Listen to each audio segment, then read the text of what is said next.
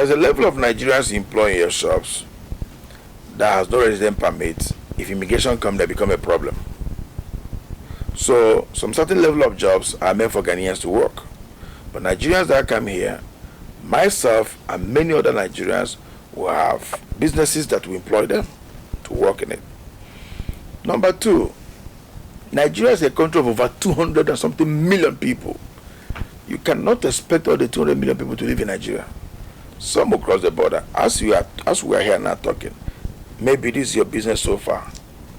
But maybe if you cross the border to Togo, or Cotonou, or Nigeria, or Abidjan, you might see a better and bigger business than what you are doing now, and your life will change better than who you are now. That's one thing about life.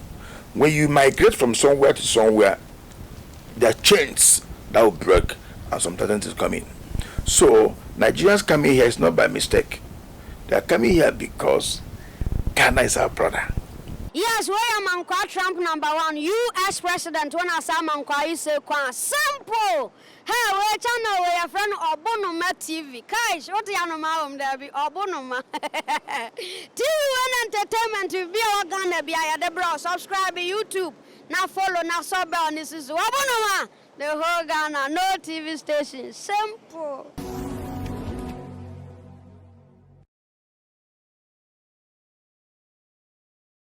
Yet again, another bodacious day on your favorite channel, that is Ubuntu TV. Once again, we are out there to do what we are supposed to do to make Africa, a motherland, Ghana, a better place. So we are here with a very great man, yes, a great man indeed, representing the Igbo community here in Ghana. He's no other person but the king of Igbos here in Ghana, with the name His Royal Majesty Dr. A.M.B. Jude Ihenetu. Yes, he's the one we are talking to. Pardon me, you know, I'm a Ghanaian with a name, you know, sometimes you have to learn well before you can mention. So, with due respect, I would like to go straight to our interview. Don't forget that Mr. B Collection is also part of this whole thing. He's our sponsor and everything. You see the banner on your screen. You can take the number and meet and for all kind of shirts, clothes, you know, t-shirt, you know, we deal in also wholesales and all that, so you can go there and get yourself by calling the number on the screen. So without further ado, let me go straight to my chief or my king himself, His Royal Majesty Dr. Chukwudi Ihenetu. Thank you. So I think I got that right, but I'll go to my king himself so that he will prove me right, whether I got the name right or not. My king, you're welcome. Thank you, my brother. How are you? You've been in Ghana for a long time. So can you speak our tree? I'm sorry, no. That is. So this is Ubuntu TV. What we do is to interview prestigious people who have made it in the society, so that it will be in a form of guide for the youth to also do the same, so that our future will be bright as Africans. So we are here today to talk to you, to know more about your achievement, what you've done so far for the Igbo community here in Ghana.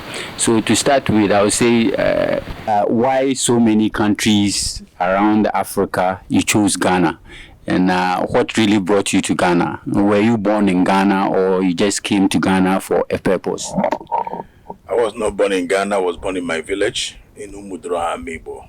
And as a young boy, as we finish school, we need to work hard for greener pastures.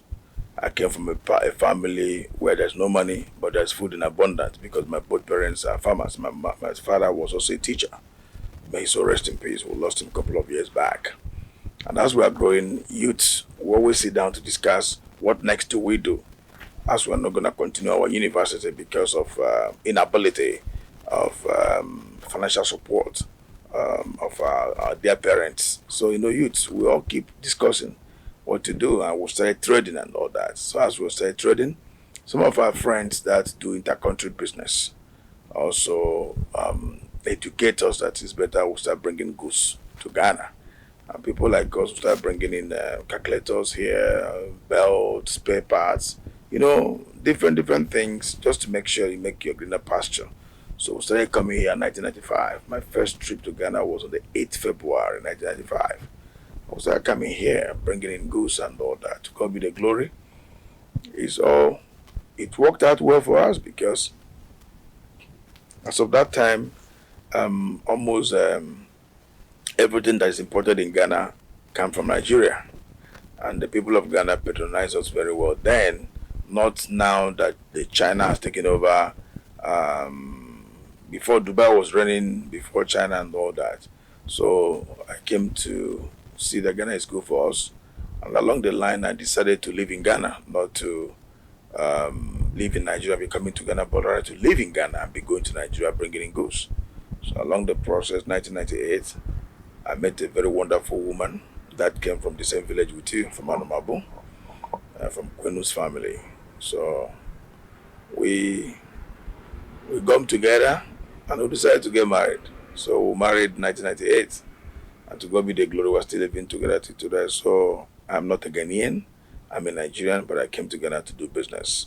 But today, I'm now half Ghanaian, half Nigerian. I would say so.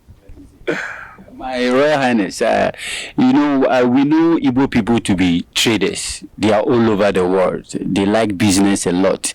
And let's not go into that for now. I want to know more about your family. Like, how many were you boys, and among the family way back in Nigeria, how many were you? And were you the only one who came to Ghana to trade, or some of your brothers came too? By the grace of God, we are 8 in number, a female and 7 male. I am the third born of the family, but the second son of the family. My dad was a teacher in Ihenetu. My mom was a farmer, Lolo Ihenetu. Then within my siblings, my elder sister is also into agriculture. He's one of the directors in local government in my state. My elder brother is also business tycoon. He lives here in Ghana. He came to join me in Ghana in 2002. My immediate younger brother is a Reverend Father. Then the one after him is an engineer, a geologist. The one after him is an engineer, also an architect. The one after him is a medical doctor. The last one did political science and did his master's in international relations. So I came from a very large family, a family where everybody, to the glory of God, is doing very well now. And those that are supposed to marry are married. They left our last born. Reverend Father Kelechi is a father. He's not going to marry. He's a Reverend Father. So, but the rest, my elder sister has also married. My mom is still alive. I lost my father 2015. May so rest in peace. My mom is still alive, aging graciously to the glory of God. She's strong and healthy. I came from a village called Umudroha, Amibo, in Wangele local government area of Imo State, Nigeria. So that's who I am. Let's talk about your wife. You said you married a Ghanaian. How did you meet her? Well, most of the Ghanaian women say we don't like to marry foreigners, people from Nigeria and all that. Then it means there was something that you did that she really felt for you, because it is just these days that I can see Ghanaian women fall in love with Nigerian men. As to that time you came to Ghana, that kind of understanding was not there. How did you meet her? I met my wife on the way where she was going to work, and look at that, also my girl, who is this pretty woman. Let me talk to her, we can be friends. I did the first time, it didn't work. Second time again, I saw her again, it didn't work. Third time, it didn't work. So a friend of mine called Kofi, yes, Kofi. He's an Ewe guy. Now to me, say, hey, Chuk's my brother. That lady, I know how. She's a friend that's one of her friends is his friends. That he would talk to her if I like her. I said, yes, I like her.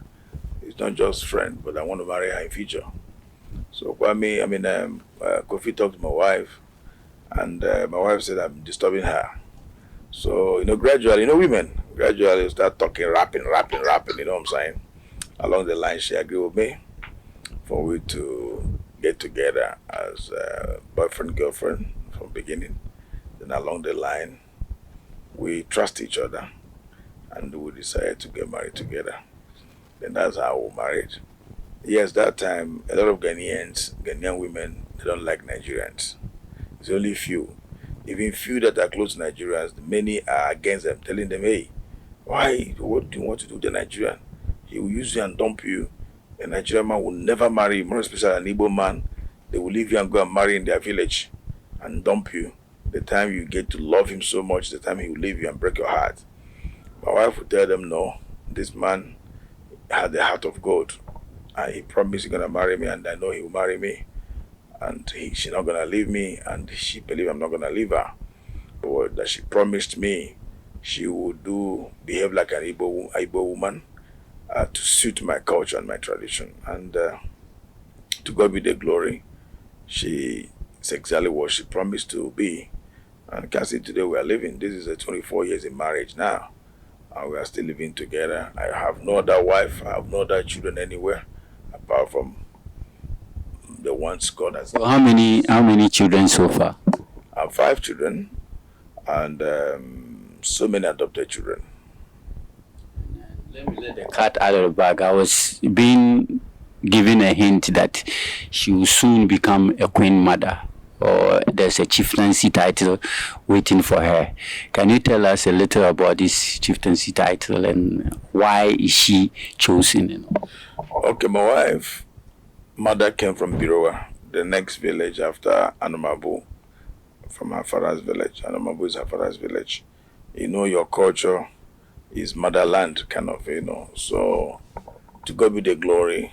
My wife and myself, we've been doing a lot in Birowa. We have done a lot of development for them in Birowa. Children, we are taking care of them in school. Library, we're helping them in their education. Library will support a lot, providing them computers, providing public toilets, and a whole lot of things we are doing in Birowa. So I think the community, they made strong and faith that they have to honor their daughter. That is bringing development for them to be a queen mother in that community. That will bring more honor to her community. So she did not go in for that. She did not make any request for being a queen mother. But you know, in Ghana they say they catch you. They catched her and they grabbed her. They grabbed her. She couldn't run. We were even surprised. We came for a program, I and the palace elders, and we were there. Little do you know what was going on. They have grabbed her and started pouring powder on her and the whole lot. So I was even surprised. I told them, you guys would have let us know that this is what we want to do. You know, so it's by the grace of God that she's there. And they are putting her on the 15th of October this year will be her coronation. After their festival, they'll be celebrating their festival that is in October. So after the festival, they'll be crowning her the queen. So what is the title? The title is about Alent is a development that queen mother. So she will develop, which you hold a very strong hand in there because you're going to help in the development of Ghana, not Nigeria. How do you feel about that? My wife is me. And I am my wife. For a woman to live in glory is by the support of the husband. For a man to live in glory is by the support of the wife. So we work together like teeth and tongue. And I'm happy for such honor our community is giving to her. The other way around, I see it as an honor the entire Ghana is giving to her, not only her community. So again, we are not just supporting only her community, but we are supporting the entire Ghana by the special grace of God. So with me, by her, we will do more. You do more. It is up close on Ubuntu TV. We are up closing with a very great man, His Royal Majesty Dr. Eze Chukwudi. Yes, Dr. Eze Chukwudi. The rest, I'll put that at the back of the banner. We'll be unfolding that. My king, now, how did it happen? You know, it's not just a one-day wonder. You just became the king of Igbo community here in Ghana. How did it all start? What did they see in you among all the Igbos here in Ghana, and they chose you as the king of Igbo people? To the glory of God, the grace God has given to me. First of all, I don't need to praise myself. The question you ask is always better to hear from people about who someone is. But for me to sing praises of myself, to me, is not a better answer to your question. But all I will say is, it is by the grace of God that I become a king. It's not by my power, not by my righteousness, not by my strength, not by my money, not by my humbleness or my humility, but by the grace of God. Remember, in the book of Bible, God told Jeremiah, I knew you in your mother's womb before you was born. So apparently God in heaven knew me and knows what He has brought me here to do on earth. And I know He's the one that made me a king, and human being confirm it, physical. So I will not be able to praise myself. But all I'm saying is, to God be the glory, that by His mercies and by His grace, I become king. But I must say this, that I'm a servant to my people, and they love my services to them. They love how hard I work to make sure Igbos and Ghanaians and Nigerians are in good times here, in peace. So all these things attributed for them,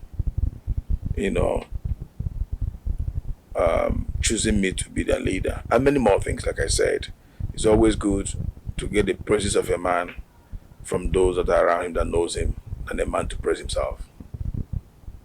Thank you. So how many years have you been, so you came here in 1995 to start a business. So in which year, well, here we say Yachiwohene, which year did they crown you as the king of the Igbo community in Ghana? I was crowned exactly this month that year will be now. That was August 2012, 30th of August. So this month, this year is exactly 10 years that I was crowned to serve my people, to be the chief servant of the Igbo community as their king. Remember, my kingship is not over Ghanaians, it's over the Igbos. It's a diasporan king. So this is exactly 10 years of this throne. Thank you. Good years, decade of leadership, which is a great one. I can see it's a great leadership. So being a king or being a chief, how is your relationship between some of our kings here in Ghana? The last time I learned you sent a message to Otunfo Osetutu II when he was celebrating his birthday and all that. How is the relationship between you and our kings here in Ghana? We have wonderful, great relationship that is lovable, that is called for emulation, for people to emulate it. Ghanaian kings love me, Ghanaian queen mothers the same, and I love them all. And I cannot do well without the blessings of our host nation. Igbo community cannot do well without the blessings and approval of our host nation. For that reason, before even we the Igbos will install me as their king, the owners of the land, Traditional Council, that was led by Nindorosaki, then being the acting president of the Traditional Council, was very instrumental to make sure that the Igbo throne in Ghana stands, together with other kings with him and queen mothers and other Ghanaian great kings. But Nindorosaki, I owe it to him that he is a great father to this throne. So, the entire Ghana, to God be the glory, we have toured round the entire Ghana, meeting kings and queens,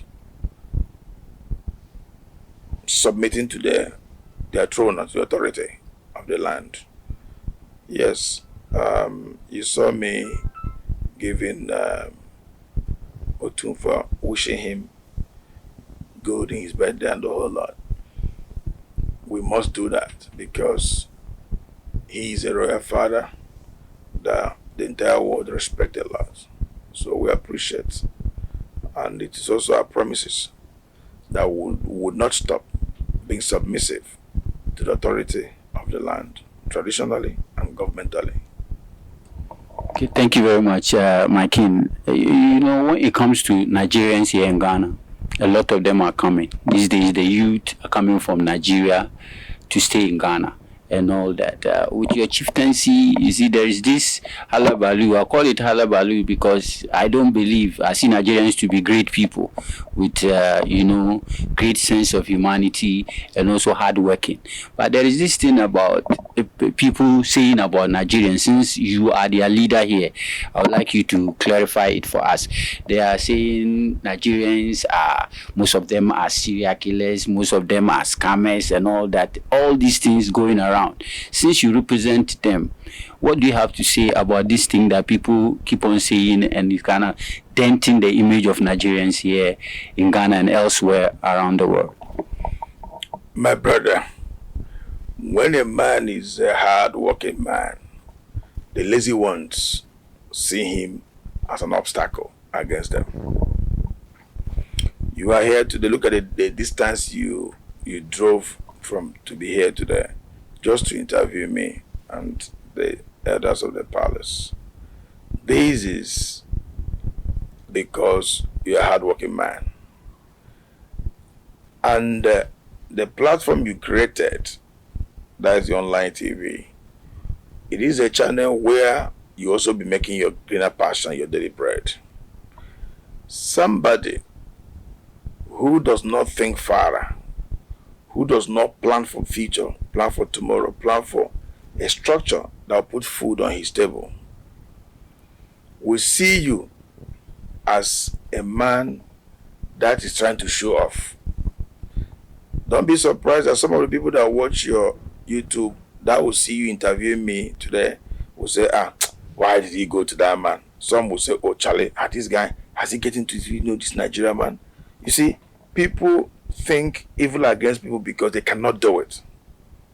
But the ones that I feel so bad is those that are also working hard that can do it. Why are they castigating others?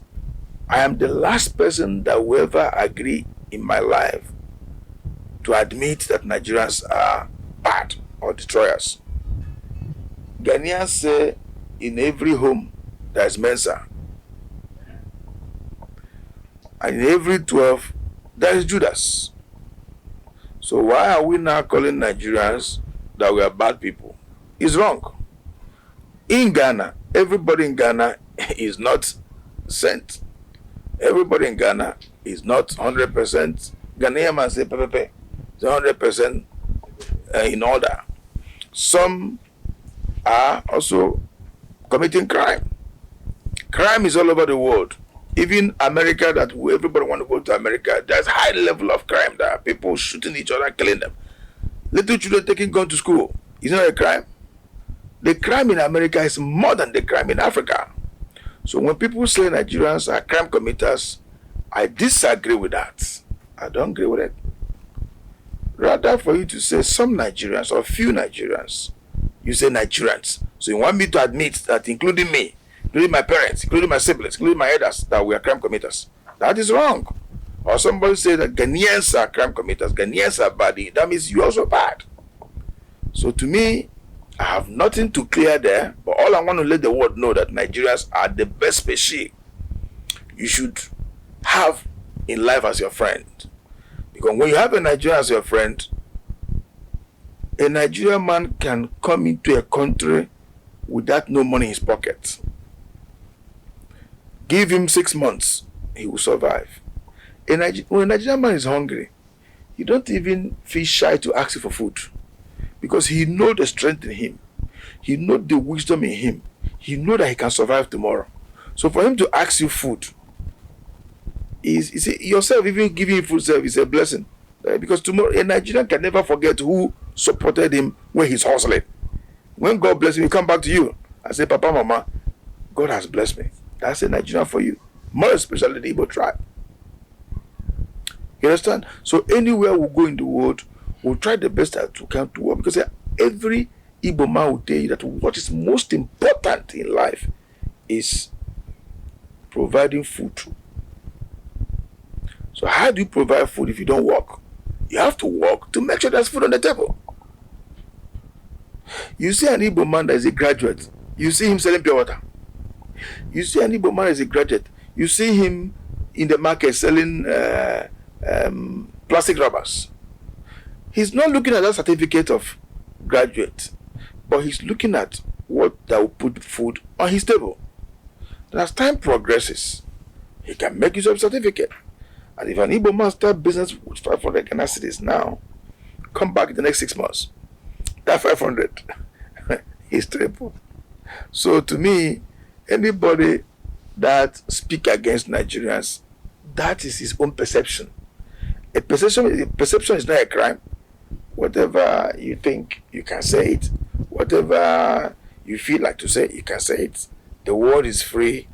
You can say anything we want to say.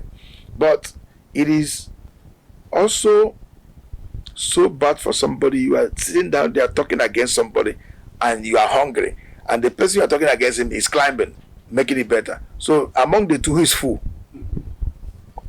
Is that person who's talking against a man that's working for progress? That is the one that is fool.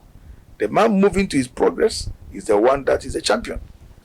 So I would advise every man, every woman on earth that is thinking that Nigerians are bad to know that Nigerians are the best species you should have as your friend and as your family members. Thank you very much. Let's look at development. Let's say it is not only Nigeria. Nigerians can develop Ghana too by opening companies and all that will employ these Nigerian youth that troop in. Your Royal Highness, what are your office doing to make sure that we have rich and affluent Nigerians here in Ghana who have made a lot of money? And what happens is that most of them make the money, they go to Nigeria to build their mansions and all that, forgetting that most of the Nigerians too come to Ghana here to hustle. So what is your office and other big people doing to help this youth that troop in here? Most of them are educated, some of them are not educated. They would like to do these liberal works to make ends meet. What is your office doing to help all this? First of all, I'll correct an impression. Maybe as you are here, you have your uncle, your sisters that live abroad. You also expect them to come and build home at home, come and build house in Ghana. Didn't you expect them? So what is crime for a Nigerian to go home and build mansion if he's in Ghana? So the same way expect your people, the same way our people expect us back home also to come home and also put on something. But I want to tell you something. Almost 40%, if not even 60%, of Nigerians that live here are landlords. We have homes, not just home. And from foundation of the house to the end of the building, it's all built by Ghanaians. Materials for the building, bought them here. Even if we import all these furnitures, we still pay duty for importation. That is addition to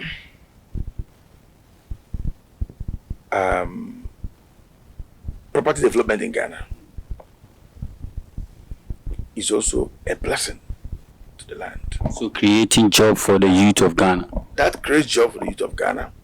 And Nigerians that live here also have businesses, chains of businesses. Ghanaians are employed, Nigerians are also employed. One of the challenges again that foreigners have here, Nigerians have here, because in Ghana, we see Ghana and Nigeria as our brother and sister, but we still see ourselves as foreigners. No.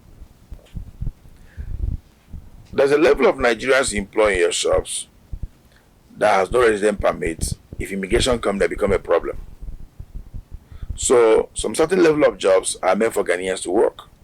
But Nigerians that come here, myself and many other Nigerians will have businesses that will employ them to work in it. Number two, Nigeria is a country of over 200 and something million people. You cannot expect all the 200 million people to live in Nigeria. Some will cross the border. As we are here now talking, maybe this is your business so far. But maybe if you cross the border to Togo, or Cotonou, or Nigeria, or Abidjan, you might see a better and bigger business than what you are doing now, and your life will change better than who you are now. That's one thing about life. When you migrate from somewhere to somewhere, there are chains that will break, and some things come in. So, Nigerians coming here is not by mistake. They are coming here because Ghana is our brother. They are coming here because Ghana is the nearest English-speaking country that is in between Nigeria, Cotonou, and Togo. And Ghanaians are great people that welcome foreigners a lot.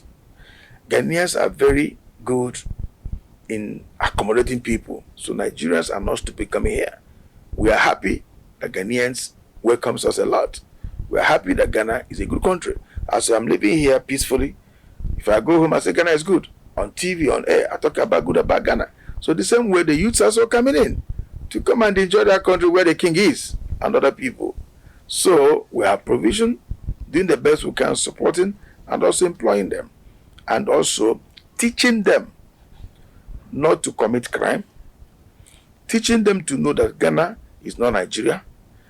Having town hall meetings all the time and letting our sons and daughters to know the laws of Ghana.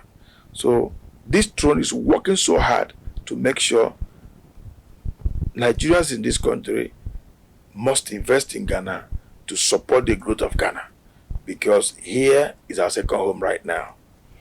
Anywhere you live, you must make that place conducive for you. So we add more to the economy of Ghana, not to destroy, but we add more to the economy of Ghana. Thank you. Makin, there is this thing about Nigerian youth here in Ghana that I would like us to talk more about the youth, because they are the most important people that we should be talking about now, because they will fill the place, your gap when you are not there. There's this whole lot of harassment, this security personnel and all that harassing this youth when they see them holding laptops and other things. You have a voice that is heard around Ghana. Even the president of Ghana must hear your voice. Well, what are you doing to help contain that kind of situation where Nigerian youth are being harassed, in town and all that by these our security personnel and all that? It's always good to know causes of problems. Problems come in so many ways, but it's good to know what is the cause of the problem. Sometimes when people say Nigerians are harassed, maybe there's issue that brought in the situation of the harassment. I don't think that Ghanaian police can just be going on the street and start harassing Nigerians. Either there's two fighting, or there are some issues. It might be also documentations of their passport, resident permit, and the whole lot. So I don't just rush into a matter saying that Ghanaians are harassing Nigerians without knowing the reason. There must be a reason, because I know that Ghana people are learned the law enough, and I know that Ghana security personnel are well trained. They can't just embarrass Nigerians like that. But there should be maybe there's an issue. So when we go into such matter, we know what the problem is all about. If it's the issue that our youths are right, then the elders and the community, can know how to relate with them and let them know that what they did is wrong. If the issue is against Nigerians, that they molest them or whatever, then we'll not talk to our sons and daughters and let them know that you are not in Nigeria, you're Ghanaian. You're not in Nigeria, you're in Ghana. So things that you think is easy to do in Nigeria, if you're in your country, you have free movement everywhere. But when you're in a foreign land, you have no free movement. Yes, so I don't believe that Ghana security personnel can just see Nigerians and start molesting them. maybe that might be issue that caused that. Thank you, Makin. Let's get out of seriousness a bit and see which Ghanaian food do you like most. I know you are not a Ghanaian. Have you taken Ghanaian fufu before? Of course, I do. I eat a lot of Ghanaian food. So a lot of media ask me which one do you like first. So Nigerians with their eba and that is samo and the fufu, they don't joke with it. So I remember my wife's a Fanti, and the Fantis cook very well. So I eat all Ghanaian food, you know, the bangkwai and the whole lot, you know. Fantis can cook very well. They can one table, they will arrange all kind of foods on the table, apple, everything, eat all. Make sure that you eat all. That's why Makin is looking good. Thank you. Makin, there is next year Nigerians will go to the polls and all that to vote for a new president and all that. What is your advice to some of the Nigerians who are here in Ghana that will be going to vote and those who are in Nigeria as to that maybe we are not coming here to do this interview till next year when the election will come on? What is your advice to the Nigerians and also the Nigerians here in Ghana? My advice to all Nigerians that live in Ghana, which we've been telling them, is to go home and get their PVC done, the voters card, to get it done. And also, this time we shouldn't vote and look at party, but we should vote and look at individual that can deliver. I also tell Nigerians at home for them to go for their PVC card and get their voters card ready before the election time so that they can vote and bring a change in Nigeria. We are still on Ubuntu TV. Don't forget to subscribe, share, like, and comment. And most importantly, hit the notification bell for us so that at least when the video drop, you'll be the first person to get it. My name is Zuma.Madi. I'm the host for Upclose with my Royal Highness, that is His Royal Majesty, Dr. Eze Chukwudi. He's the one I'm talking to right now. We are still having conversation. It is getting more interesting and interesting. Daddy, as I was saying about Ghana, since you came to Ghana, how is the feeling like? You know, the people around, how they are receiving you and all that. How is it like? Ghana is so good, so beautiful, so nice. As I'm sitting down here, if you give me $100 million to go and live abroad, like America, like Europe, like Asia, I can't. I would love to live in Ghana and Nigeria. These are two countries I love so much to live in my life. Sometimes I travel abroad, travel US, I come back in 4 days' time. Sometimes within 2-3 days, I'm back. Ghana is so good, so peaceful. Security-wise, the best. The governing system in Ghana is also good. Good governance in Ghana. The land is so fertile. Business is good in Ghana. At least they have some few level of good health care in Ghana. Their women are good. They are very respectful. Their men are good, but they are against us that we are marrying not their daughters too much. I'm talking about the Ghanaian young men. They are not happy with the Nigerian young men that we are taking their daughters and their sisters. Most especially the Igbo people, you are so fresh and our girls can't stop watching you. So that's why we are also saying, no, we don't understand why you should be marrying our wives like that. Listen. Every Igbo man, the priority of every Igbo man is his wife and his children. An Igbo man can have one vehicle at home. He allowed the wife and the children to use the vehicle. He will enter Uber and go. An Igbo man can wear one jeans in a week, but he must make sure the wife and the children look good. You're advertising Igbo people. You make all our women run away from us. An Igbo man knows when the wife and the children are in need. An Igbo man is very good to pet his wife and his children. An Igbo man can even go and borrow money to make sure his family is okay. An Igbo man will always make sure his mother-in-law, father-in-law, his in-laws are around him. The way he supports his family, he supports his in-laws like that. So an Igbo man believes for better, for worse in marriage. We don't believe in divorce. There are so many special things in Igbo men that is now, the Ghanaian women that realize it. Before, they did not. They say, oh, Igbo man will leave you and run away, blah, blah. But now, they've realized, this 21st century of Ghanaian women, now they've realized those goody goodies in Igbo man life. That is why they are marrying us and we are marrying them. These 24 years of my marriage, I have no child outside. I have no girl outside. I have no wife outside. Only your daughter. And many of us married to them. Almost every weekend I go for engagement in Ghana. And our in-laws love us. And you are part of the in-law that love me and everybody.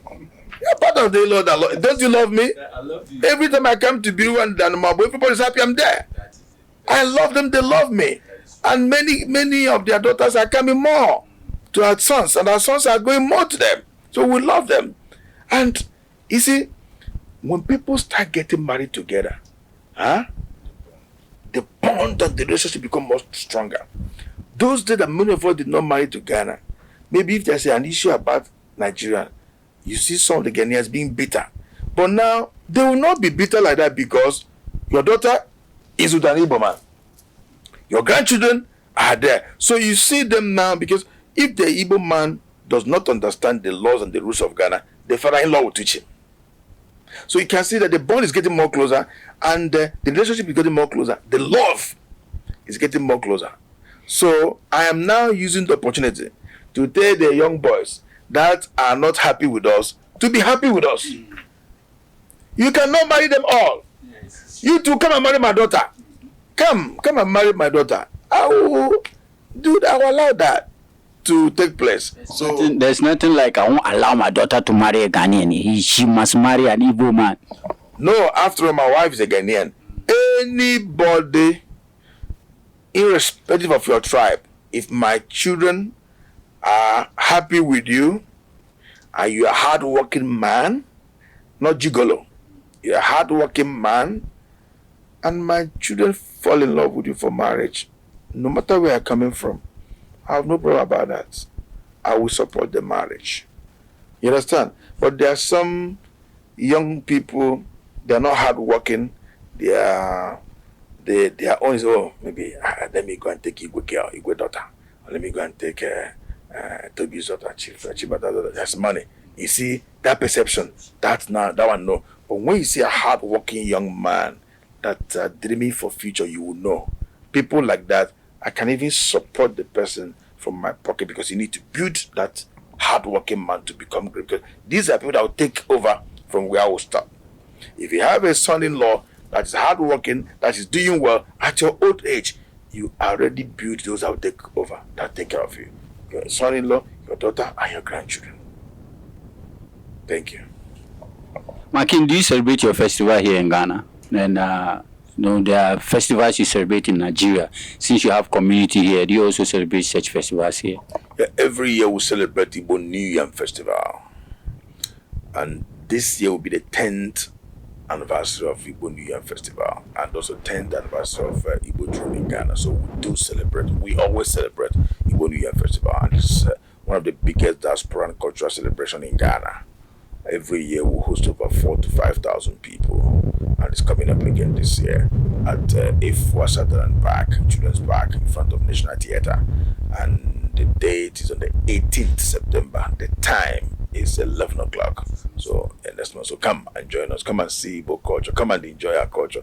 Come and those things you see in African magic. Come and see them live. There's the masquerades, the Igbo costume, and the whole lot. Igbo dance. Come and see them live. You know, and a lot of Ghanaian kings and queens and Ghanaian men and women will also be part with us. Okay, my final or last but one question is are you into only kinship or you have other businesses that you've established here in Ghana that are operating? Because some will say our king is on the throne, he's not doing anything, he's just sitting there enjoying the Igbo people's money and all that, which I know my king here, His Royal Majesty, might have some kind of, side jobs that is providing him some money. I am 101% trader. I'm a trader. I trade in children things 0 to 16 years. I have a lot of chains of businesses. I'm also into manufacturing of juice, and we're also going into massive manufacturing of water now, carbonated juice, alcohol, and the whole lot. So I'm 100% trader. I'm not a civil servant. I'm not into corporate business. I'm a trader, 100% trader. So kinship is just an added blessing to who I am. So I don't sit down one place. I work hard, and I don't depend on people's money. I don't depend on what comes from your pocket. Rather, I depend on my hard work, and I married a very hardworking woman also that work together to build our family. My company name is Chibet Ghana Limited. Chibet is Chooks and Betty, myself and my wife. So we work so hard to make sure we are okay, our children are okay, and those around us are okay. So it's not just kinship. Kinship is not a work. Kinship is not how will I put it? It's not a factory or a company. Kinship is just a service to the people. Okay? God bless you. Money even comes out of your pocket. All the time. Remember that we're in diaspora where we have no father. Most of us have no father, no mother, no uncle, no auntie, no sister. You're your own. Some people, when they have police case, they will communicate to us here in this palace. Immigration case, customs case, landlord case. Some their wife will give birth to the hospital, they might not have money to clear them. Health issues, a whole lot of issues, and all these things. Some will even tell you that they are stranded. They need to go back to Nigeria or have to pay transport for them. So many problems here and there, and we spend and spend and spend. When there are a lot of Nigerians who have just traveled to Ghana now and they need permit to stay, do you have any office or a place that some of them who are ignorant of such a thing will come and be looking for a permit where they will get their permit, residential permit, where they can stay without any harassment by security and all that? Is there any office in town, or they are supposed to come to the palace before they can get that opportunity? No, listen, we have a structure. Apart from the Igbo community being the umbrella, we have state meetings. Like the way in Ghana you have 16 regions. So in Igbo land, we have 5 states that make up Igbo: the Abia, Anambra, Enugu, Ebonyi, Imo State. In all these 5 states, we have chairmen of all these states. Down to the state, we have chairman of local governments. Down to local government, we're chairman of even your town unions where you come from. So we'll make sure power get down to the people. And I also have other sub-kings under me. I have one in Medina, I have one in Amasama, I have one in Dansuma, I have one in Kasua, I have one in Central Region, I have one in Aflawo, those areas. So anywhere you are, it's easy for you to run into those leaders. It's not necessarily you must come to the palace before you can tender your problems. So you can run into all these leaders and tender your problem. The ones that are difficult for them to do, they get in touch with me.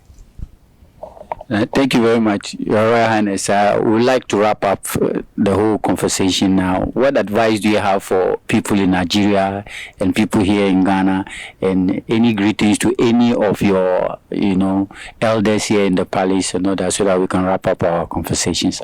My advice, first of all, is you should know you are not here on earth by yourself. You have the Creator that brought you here on earth. Always give glory back to God. Always have faith in the Lord. Always believe in the Lord. Always be submissive to our Creator. Number 2, hard work pays a lot. If you are hungry for 1 day, 2 days, 3 days, either you have ulcer, you get sick, or you go and steal something to eat because you are lazy. But when you work hard, you'll be able to provide food for yourself. When you work hard, you'll be able to provide medical bills for yourself.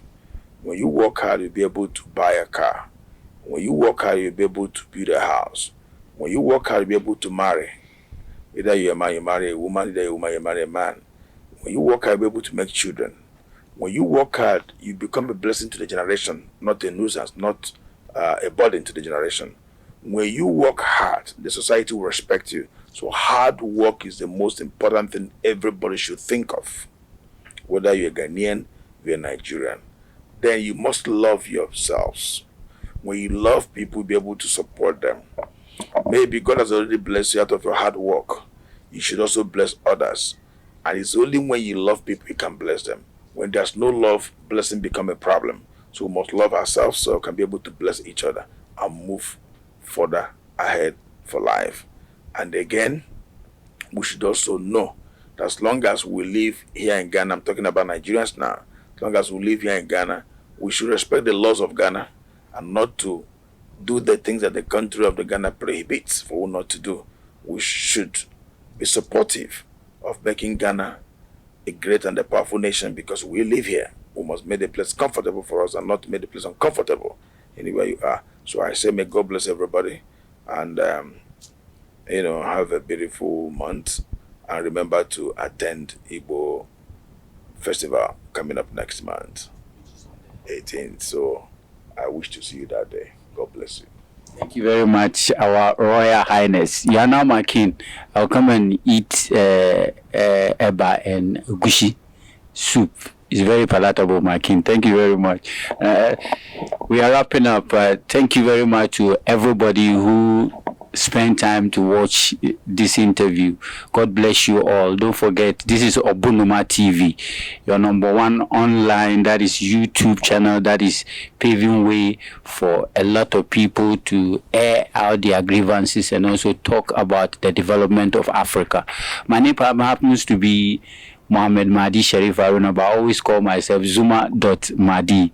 You can call me Zuma.Mahdi. Don't forget, this whole show is sponsored by Mr. B Collections. Mr. B Collections. We are into wholesale. That is, our main shop is at Abeka. That's PMP. We have Sakomono, Junction, and Tudu. We do only wholesales. So the numbers are on the screen. You can take and call so that you can get nice shirt like mine and you look smart wherever you're going. Thank you very much. We'll be back again with another episode. But don't forget to keep on subscribing, sharing, liking, and commenting. Most especially hitting the notification bell for more videos. Thank you very much.